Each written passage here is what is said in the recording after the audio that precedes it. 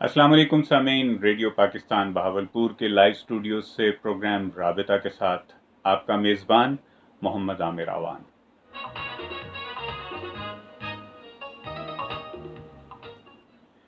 सामीन, आज हमारे साथ तकनीकी मुआवनत कर रहे हैं हमारे इंजीनियर इफ्तिखार हुसैन।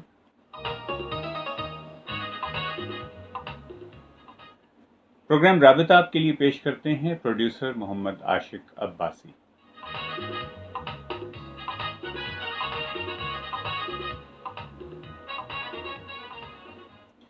सामीन, आज इतवार है 21 जून 2020 ईस्वी, 29 शव्वाल 1441 हिजरी, 8 हाड़ 2077 बिक्रमी।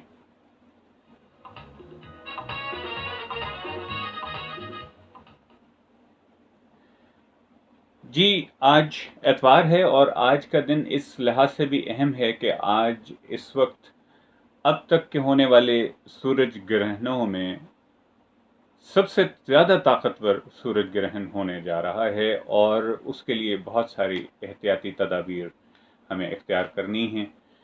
सूरज ग्रहण को देखने का शौक़ बहुत से लोगों को होता है, बहुत से बच्चों को होता है, नौजवानों को होता है, लेकिन सूरज ग्रहण किस कदर ख़तरनाक है उसका अंदाज़ा कुछ डॉक्टर साहिबान से बात करने के बाद हुआ और जो चीज़ें सामने आईं वो मैं आपसे अर्ज़ कर देता हूँ अपने सामीन से कि इस वक्त ये जो सूरज ग्रहण होने जा रहा है इंतहाई ताकतवर सूरज ग्रहण है। और इस ताकतवर होने का मतलब क्या है वो मैं थोड़ा सा आपको वजाहत कर दूं कि बहुत नुकसानदेह है इसकी जो शुआएं हैं वो इंसानी आँखों के लिए। लिहाजा घर पर रहिए, अपने बच्चों को कमरों तक महदूद रखिए, डायरेक्ट सूरज की तरफ मत देखिए। चश्मा या एक्सरे फिल्म लगाने से उसकी जो ताकत है उसकी शुआओं की वो ख़त्म नहीं हो जाएगी। लिहाजा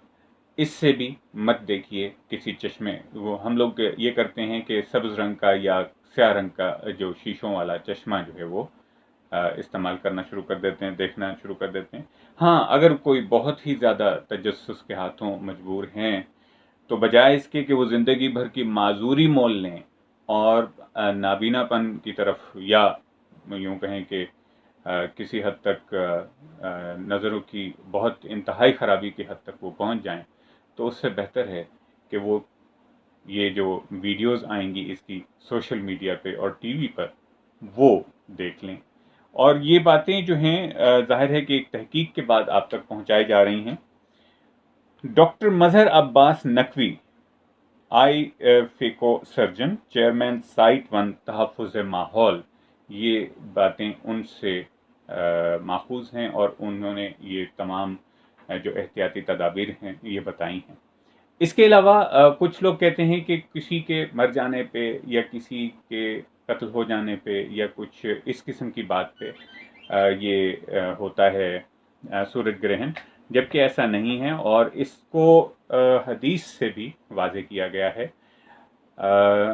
अल्फाज की कमी बेशी हो सकती है, उसके लिए अल्लाह ताला मुझे माफ़ फरमाए। हदीस कुछ इस तरह से है कि किसी के मरने से सूरज ग्रहण नहीं आता, ये अल्लाह की जलालियत का जो है वो एक नज़ारा है। तो ऐसे में नमाज का हुक्म दिया गया है कि आप नवाफिल पढ़ें और हुजूर अकरम सल्लल्लाहु अलैहि वसल्लम के बारे में ये आया कि जैसे ही सूरज ग्रहण होता था तो हमारे आका सल्लल्लाहु अलैहि वसल्लम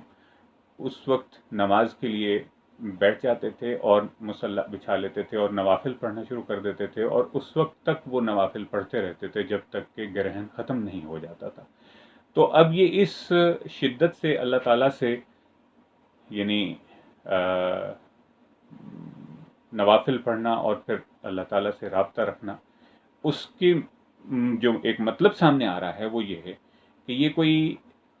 एंजॉय करने वाली चीज़ नहीं है, ये कोई ऐसी चीज़ नहीं है कि हम इसको देख के और बहुत ज़्यादा खुश हो जाएं, एक्साइटेड हो जाएं या कोई नई चीज़ हमारे सामने आ रही है। ये अल्लाह की जलालियत है और हमें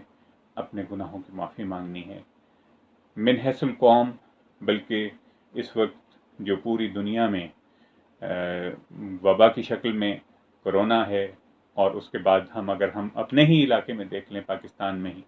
तो फिर वो टिड्डी दल का हमला है, बेवक्त बारिशें हैं और आंधियां हैं, और इस किस्म की जो चीज़ें आ रही हैं, और ख़ास तौर पे अब ये सूरज ग्रहण है,